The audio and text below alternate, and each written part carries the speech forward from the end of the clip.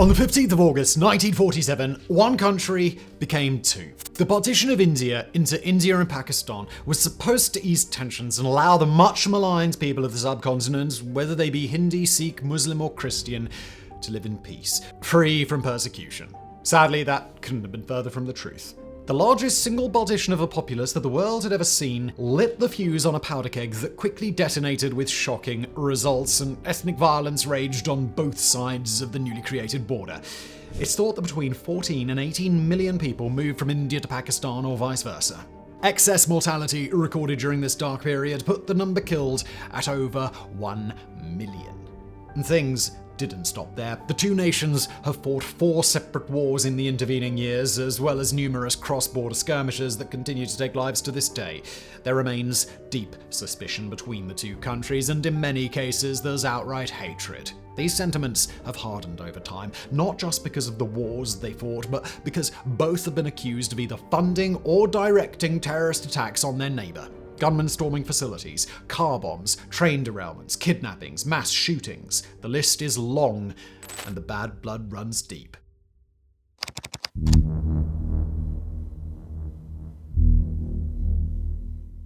The partition led to one of the largest mass migrations in history, accompanied by horrific communal violence and a humanitarian crisis on a scale that still has not been repeated. The now infamous Radcliffe Line had divided India, in theory, with the majority Muslim area to the west and the majority Hindu region to the east. In reality, it was never that simple. India was under colonial rule, but many of the smaller states in the country were, in effect, run by their own mini-monarchy, and these were known as princely states. The process of all of these states joining either India or Pakistan wasn't concluded until 1949. One of the most contentious holdouts was Jammu and Kashmir, a state with a majority Muslim population, but a Hindu leader who initially chose neither India nor Pakistan, a situation that the British, along with just about everybody else, thought was utterly unacceptable. Tensions quickly began to rise, and war became inevitable. The conflict began in earnest in October 1947, when tribal militias from Pakistan's northwest frontier province, supported by elements of the Pakistani military, invaded Kashmir in an effort to annex the territory. The invasion saw rapid advances and was marked by significant violence, particularly against the Hindu and Sikh minorities in the region. Faced with an overwhelming force and the prospect of losing control over his kingdom, Maharaja Hari Singh sought military assistance from India, who agreed to intervene on the condition that Kashmir cede to India once the job was complete. Hari Singh signed the Instrument of Accession on October 26, 1947, legally integrating Kashmir into India, and the very next day, Indian forces were airlifted into Srinagar, the capital of Kashmir, marking the beginning of active military engagement between India and Pakistan. The war was fought on multiple fronts, but the most significant battles took place in the regions around Srinagar, Poonch, and Uri. Indian forces managed to halt the advance of the tribal militias and the Pakistani military in several vital areas, securing Srinagar and pushing back against the invaders in other regions of the princely state. The war officially ended on January 1, 1949, when a UN-brokered ceasefire came into effect. The ceasefire line, colloquially known as the Line of Control, divided Kashmir into areas administered by Pakistan, referred to as Azad Kashmir and Gilgit-Baltistan, and the Indian region of Jammu and Kashmir. However, the resolution of the conflict was far from satisfactory for both parties, and the seeds for further conflict were already sown.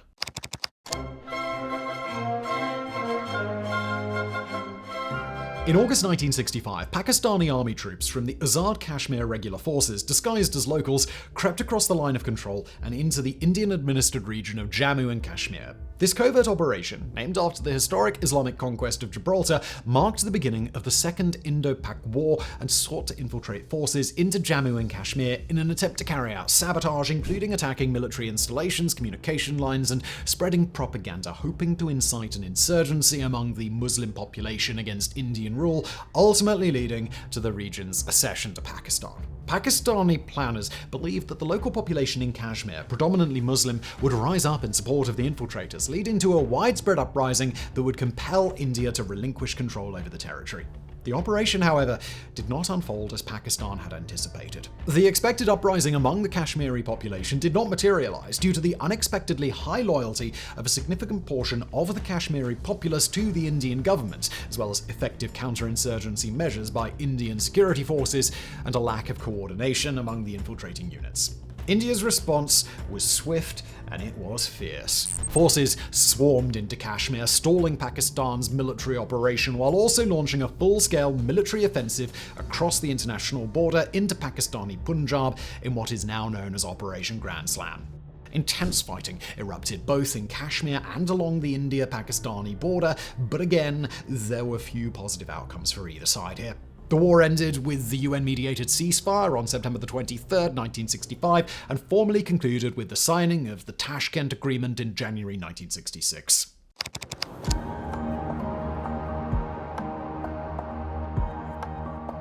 When India and Pakistan emerged from Pakistan, one glaring anomaly was East Pakistan. While the majority of the new nation of Pakistan lay west of India, one small section, more than 1,600 kilometers or 1,000 miles away, bucked that trend. A situation that was, at best, going to be rather difficult. In 1971, with the Bangladeshi independence movement quickly gathering pace and with plenty of support from around the world, the refusal of the Pakistani military regime, then headed by General Yahya Khan and West Pakistan's political establishment, to transfer power to Sheikh Mujibur Rahman, led to widespread protests and civil disobedience in East Pakistan. In response, on the night of March 25, 1971, the Pakistani military launched Operation Searchlight, a brutal crackdown aimed at quelling the independence movement. This military action led to the arrest of Sheikh Mujibur Rahman and the indiscriminate killing of civilians, students, intellectuals, and political activists, sparking a full-scale war for independence. The atrocities committed by the Pakistani military, which included mass killings, rapes, and the displacement of millions of people, garnered international condemnation and led to a significant refugee crisis, with millions of Bengalis fleeing to neighboring India.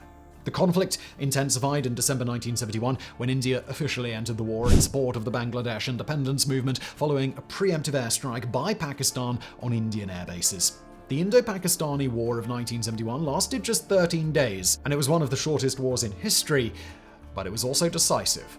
The war culminated in the Pakistani military's surrender in Dhaka on December 16, 1971, leading to the creation of Bangladesh as an independent nation. This may have been just another chapter in the back-and-forth conflict between India and Pakistan, but what happened in Bangladesh was almost unfathomable. The minimum number killed during the genocide that swept East Pakistan was 300,000, with the upper figure being 3 million. Soldiers or militia members raped between 200 and 400,000 Bengali women, and more than 30 million people became displaced during the conflict. In terms of numbers, what happens in what would become Bangladesh was far worse than the much more widely discussed Rwandan genocide.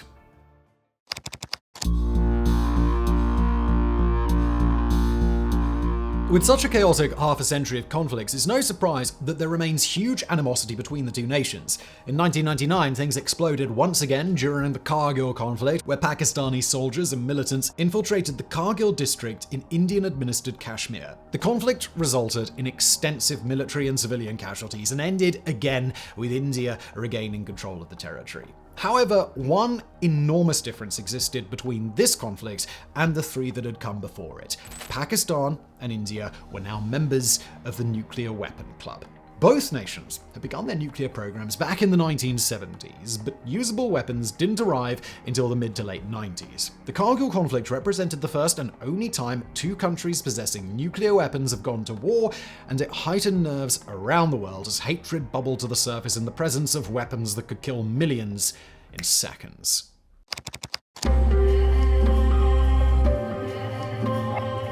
It's now been 25 years since India and Pakistan last went head-to-head in a large-scale open conflict, but that doesn't mean the fighting has stopped. Instead, it's become more covert, often striking directly at citizens of either country rather than the military. Terrorism, both state-sponsored and non-state, has been a significant tool for both asserting political agendas and destabilizing the region. There is a long list of terrorist attacks on Indian soil where Pakistani-based militants were thought to be responsible. In 2000, an attack on the Red Fort in Delhi killed 3, while in 2001, a car bomb detonated outside the Jammu and Kashmir State Legislative Assembly complex in Srinagar, killing 38 people. 2 months later, in December 2001, a group of armed militants attacked the Indian Parliament in New Delhi, leading to the deaths of 9 people, including security personnel. On the 11th of July 2006, 11 separate bombs went off on different trains on Mumbai's rail network during afternoon rush hour, killing 209 and injuring over 700. The 2008 Mumbai attacks, a series of coordinated terrorist attacks, resulted in widespread devastation, claiming the lives of 166 people and injuring over 300. The attackers, armed with automatic weapons and grenades, targeted multiple locations, causing a 3-day siege in India's financial capital. Investigations pointed towards the Lashkar-e-Taiba, a Pakistan-based militant group, as the orchestrators of the attack, with evidence suggesting support and facilitation by elements within Pakistan. In early 2016, the Pathankot Air Force Base in India came under attack by heavily armed gunmen, leading to a prolonged security operation that resulted in the death of 7 security personnel and all attackers. The assault was quickly linked to the Jaish-e-Mohammed, another group operating from Pakistani territory. The incident led to a temporary derailment of the diplomatic dialogue that had been gaining momentum, with India insisting on actionable intelligence and concrete measures from Pakistan against the groups responsible. The Pulwama attack in February 2019 marked another escalation in tensions when a suicide bomber targeted a convoy of Indian paramilitary personnel in Jammu and Kashmir, killing 40 soldiers. The attack, again claimed by Jaish-e-Mohammed, led to widespread outrage in India and calls for punitive action. In response, India conducted an airstrike in Balakot, Pakistan, targeting what it claimed were terrorist training camps, marking the first time since the 1971 war that aerial bombings had crossed the line of control. The subsequent downing of an Indian aircraft and the capture of its pilot by Pakistani forces further escalated the situation, although the pilot's quick release was seen as a de-escalatory gesture. Just as in India, there is a painfully long list of terrorist attacks that have been carried out in Pakistan, with fingers often being pointed back toward India. The insurgency in Balochistan, a province of Pakistan, has been a long-standing conflict where a series of uprisings and armed struggles has killed many. The region's discontent stems from various issues, including demands for autonomy, control over natural resources, cultural and linguistic rights, and economic disparities. Bloc nationalists have often accused the Pakistani government of exploitation and marginalization, leading to repeated cycles of insurgency since the area became a part of Pakistan in 1948. Pakistan has repeatedly accused India of supporting the Baloch insurgents, alleging that India's intelligence agency, the Research and Analysis Ring, or RAW, is involved in funding, arming, and training the separatist groups to destabilize Pakistan. In March 2016, Kulbhushan Yadav, an Indian national, was arrested by Pakistani authorities and charged with espionage and sabotage. The Pakistani military released a video of Yadav in which he confessed his role as an agent of RAW tasked with organizing espionage and sabotage activities in Balochistan and Karachi. India denies that he is a spy, stating instead that he is an ex-Navy officer whom Pakistan has kidnapped. There are almost too many attacks to mention here, but over the last few years, Balochistan has become a deadly place. The most recent large-scale attack was on the eve of the Pakistani election on the 7th of February 2024, when 2 IED bombs planted on motorbikes killed more than 30 people in Pishin district and Killa Saifullah. It should be said that ISIL has claimed both attacks, but that has done little to dissuade people from the idea of Indian involvement. In 2021, a suicide bomber detonated an explosive at a police checkpoint in Lahore, killing 4 people. The attack was thought to have targeted the house of Hafiz Saeed, the founder of a militant Islamist group blamed for a deadly 2008 attack in Mumbai. Saeed is currently serving a 31-year prison sentence, but has never been tried for the Mumbai attacks. After arresting several members of the terrorist cell involved in the attack, Pakistani authorities said they uncovered a pay trail leading back to India that funded the cell to the tune of $800,000.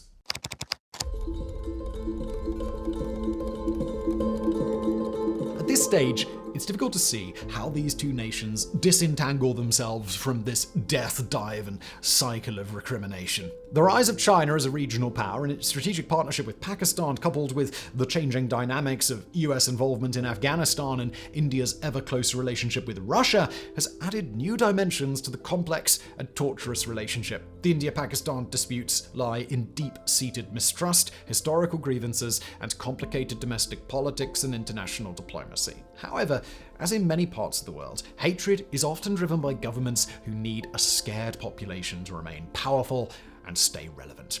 Most Indians and Pakistanis are thoroughly tired of this never-ending dispute between two groups who were one less than 70 years ago. But of course, the problem didn't begin in 1947. The British knew full well how to play groups against each other, and when independence became a possibility, certain factions within those groups were more than happy to stoke tension and hatred that can still be felt today.